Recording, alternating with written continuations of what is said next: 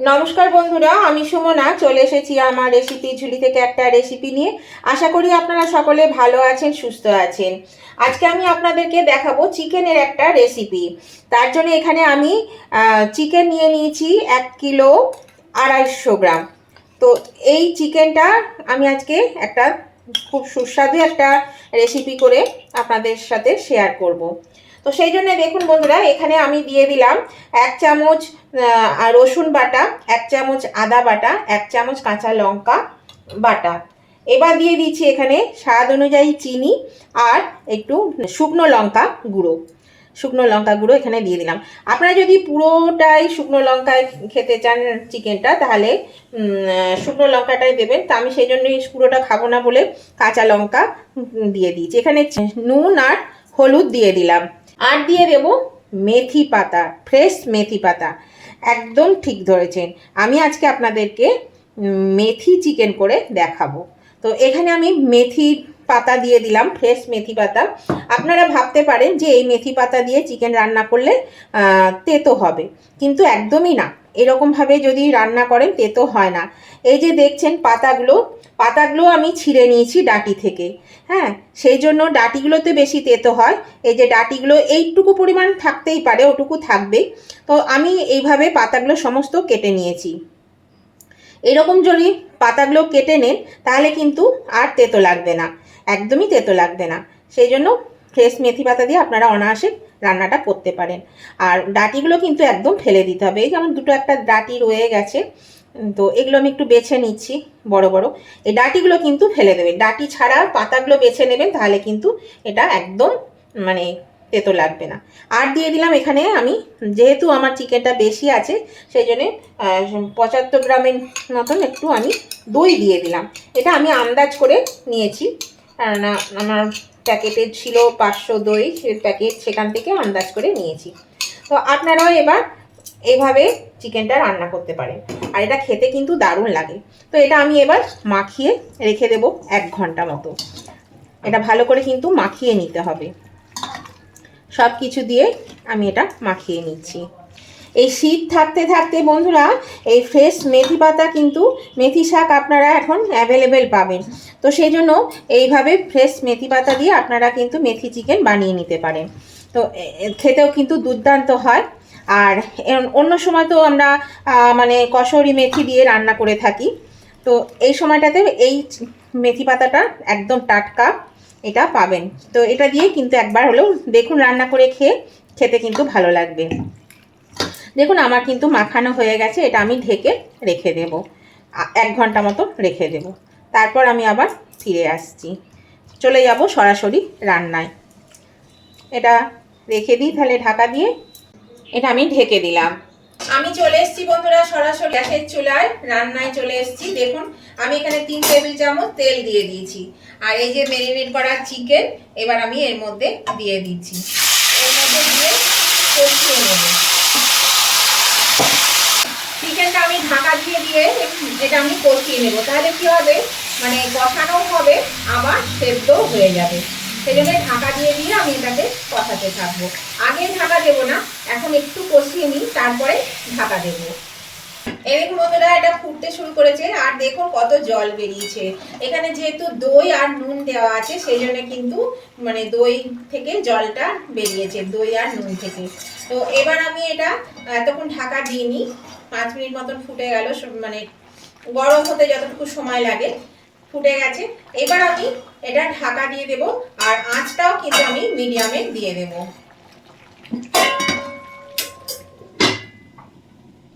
এই দেখুন কষিয়ে নিয়েছি, জলটা কিন্তু আর মরে গেল, দেখুন একদম টেনে নিয়েছে জল। সে মাংস 70% সিদ্ধ হয়ে গেছে।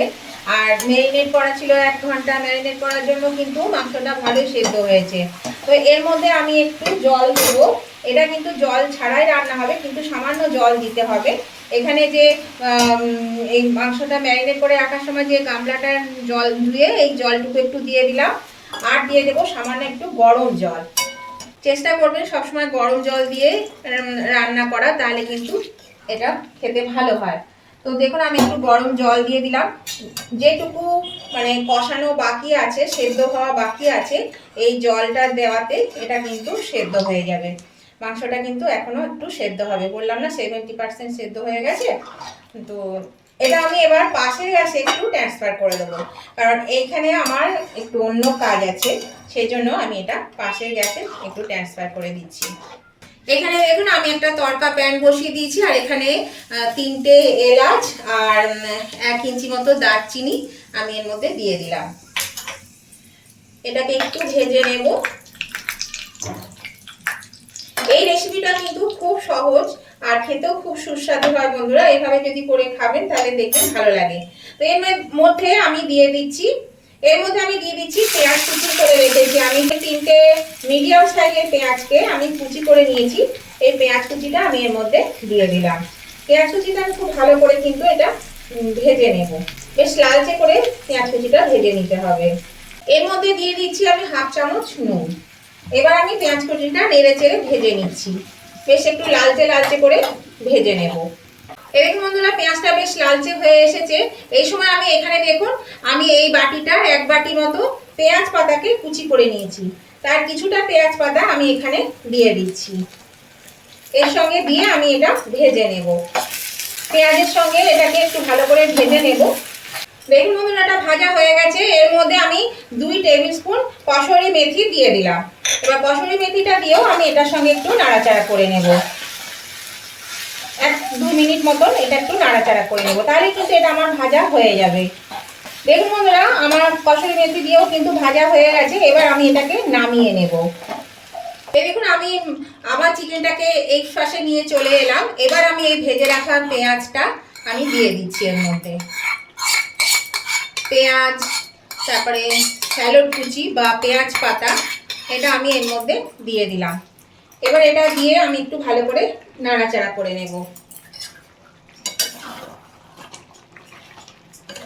বন্ধুরা আজকের এই রেসিপিটা যদি আপনাদের ভালো লেগে থাকে, পছন্দ হয়ে থাকে, তাহলে নতুন বন্ধু যারা এখন আমার চ্যানেলে নতুন এসেছেন, ভিজিট করছেন, তাদের কাছে আমার অনুরোধ অবশ্যই কিন্তু আমার চ্যানেলটা সাবস্ক্রাইব করে আমার পাশে থাকবেন, আর পাশে থাকা বেলটা অবশ্যই ক্লিক করে দেবেন। তাহলে আমি যখনই নতুন নতুন ভিডিও আপলোড করব সাথে সাথে নোটিফিকেশন আপনাদের মোবাইলে পৌঁছে যাবে, আর সবার আগে আপনারা আমার ভিডিও দেখতে পাবেন। আর আমার উভয় বন্ধুদেরকে বলছি আজকের রেসিপিটা যদি পছন্দ হয়ে থাকে তাহলে অবশ্যই কিন্তু দেখতে দেখতে যদি লাইক দিতে ভুলে গিয়ে থাকেন তাহলে অবশ্যই লাইক বাটনটা প্রেস করে দেবেন। আপনাদের একটা লাইক আমাকে এগিয়ে নিয়ে যেতে অনেকটা সাহায্য করে। আর যদি ভালো লেগে থাকে রেসিপিটা, যদি খুব ভালো লেগে থাকে, তাহলে আপনাদের বন্ধু বান্ধব আত্মীয় স্বজন সকলের কাছে যাতে পৌঁছে যায় তার জন্য কি করবেন, প্রচুর পরিমাণে একটু শেয়ার করে দেবেন, তাহলে সবাই এই রেসিপিটা পেয়ে যাবে। আর কেমন লাগলো আজকের এই রেসিপিটা মেথি চিকেন, সেটা যদি ভালো লেগে থাকে, খুব ভালো লেগে থাকে, পছন্দ হয়ে থাকে, তাহলে অবশ্যই কিন্তু একটা কমেন্ট করে জানাবেন আপনাদের কেমন লেগেছে। আপনাদের মিষ্টি মিষ্টি কমেন্টগুলো করতেও ভালো লাগে, আর একটা কমেন্ট আমাকে পরবর্তী রেসিপি বানাতে অনেকটাই উৎসাহিত করে। তাহলে অবশ্যই কিন্তু নতুন বন্ধুরা সাবস্ক্রাইব করে আমার পাশে থাকবেন, আর পাশে থাকা বেলটা ক্লিক করে দেবেন। আর উভয় বন্ধুরা কিন্তু লাইক শেয়ার কমেন্ট করতে একদম ভুলবেন না। দেখুন আমার কিন্তু এটা বেশ ভালো করে কষানো হয়ে গেছে, জলও শুকিয়ে গেছে। এবার আমি এর মধ্যে বাকি এই পেঁয়াজ পাতা বা স্যালাড কুচিটা দিয়ে দিচ্ছি। দিয়ে একটু নাড়াচাড়া করে মিনিট 5-এর জন্য আমি এটা আবার ঢাকা দিয়ে দেব। আর এটা কিন্তু ঝোল হয় না, এটা বেশ মাখা মাখা টাইপের হবে, সেই জন্য এটা মাখা মাখা খেতে হবে। আর এটা আপনারা ফ্রাইড রাইস, পোলাও, রুটি, পরোটা সবের সঙ্গে খেতে পারেন, খুব ভালো লাগে খেতে, সব কিছুর সঙ্গে কিন্তু এটা জমে যাবে। দেখুন এটা আমি নেড়ে চেড়ে দিয়েছি। এবার আমি এটা ঢাকা দিয়ে দিচ্ছি মিনিট 5-এর জন্য। আমি 5 মিনিট পরে ফিরে এলাম বন্ধুরা, ঢাকাটা খুলে দিলাম।